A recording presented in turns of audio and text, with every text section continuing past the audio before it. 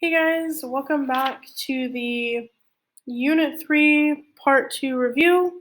I'm getting ready to do the very last section, quadratic inequalities. So the other two are on one labeled 3.6 and 3.7 to 3.8. Okay, this is the last piece of things you need to know for your test. Okay, and on this one, I can't really think of anything good to write down on your note card other than maybe one of these examples. Okay, so what you're going to do is find the zeros the same way we did up here. Okay, the easiest way to find zeros, at least in my opinion, is factoring. Okay, that's where you need to find two numbers that multiply to negative 30 and add to 1 in the middle. That would be 6 and negative 5.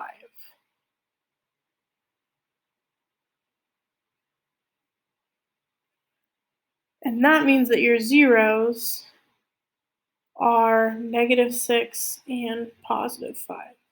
Because whenever you're listing the zeros out of factors, you pretty much just flip the symbol. Then we're going to draw ourselves a number line and put negative 6 and 5 on there. And you have to decide if each one of these intervals is positive or negative.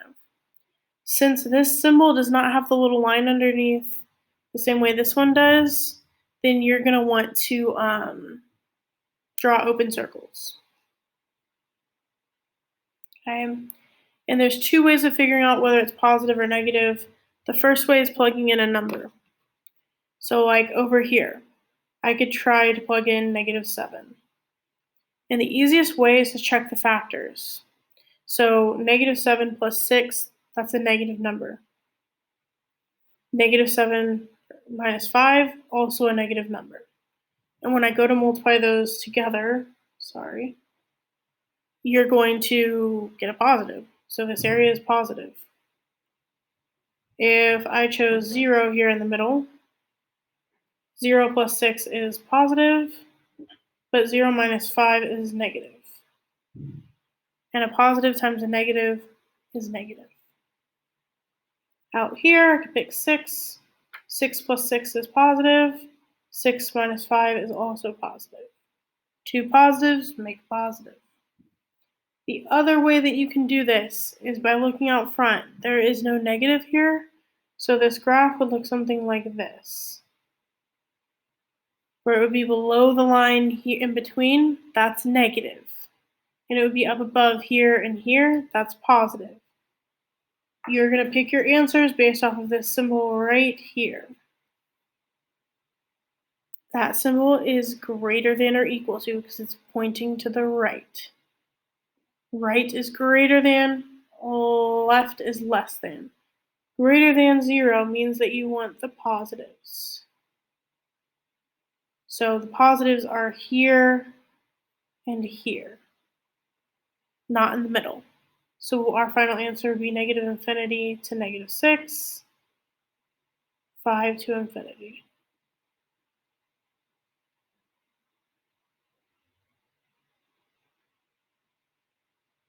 And over here, we're going to do the same thing, finding our zeros first. Two numbers that multiply to 10 and add to negative 7, negative 5, and negative 2. Which means that my zeros are 5 and 2, or 2 and 5. And since this does have a little line underneath, we're going to put some closed circles there.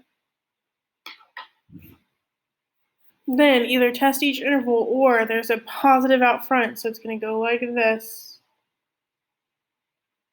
And this time we want less than 0, so that is the negatives, which is this area right here, in between 2 and 5. And I'm going to use brackets since they are closed circles.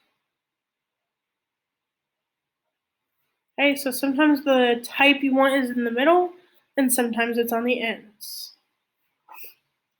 And then this very last one, it's supposed to be a greater than symbol, not an or equals to. Actually, let's just make it or equals to, since I've already messed it up anyway. I'm going to subtract this 64 to the other side.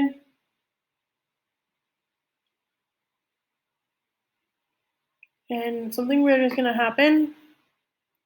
Square root both sides. Whoa, we're doing the square root of a negative. X minus 9. I'm just going to go ahead and say equals for a second. Square root of 64 is 8. But since we have a negative in there, it's actually 8i. And you can't put 8i on a number line, so here's what you do instead. Just draw a number line, pick a random number, any random number, say 1. 1 minus 9 is negative 8. Negative 8 squared, 64. 64 plus 64 is a positive number.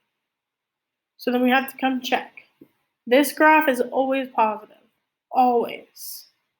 This line was asking us for positives. Because it says greater than or equal to 0. Or at least it was supposed to be asking us for them. That means that this one is true from negative infinity to infinity. Because it's always positive. It's never not positive. This is an example of a graph that would look something like this, where it doesn't actually cross the x-axis. If this was less than 0, and this was actually asking us for the negatives, we would have to say no solution. Oh, and I did think of one thing, by the way, that might be helpful for you on the test to have on your note card. If it's either of those two symbols, it is asking you for the negatives. If it is either of these two symbols, it is asking you for the positives. Okay, that's how you decide which ones are your answers.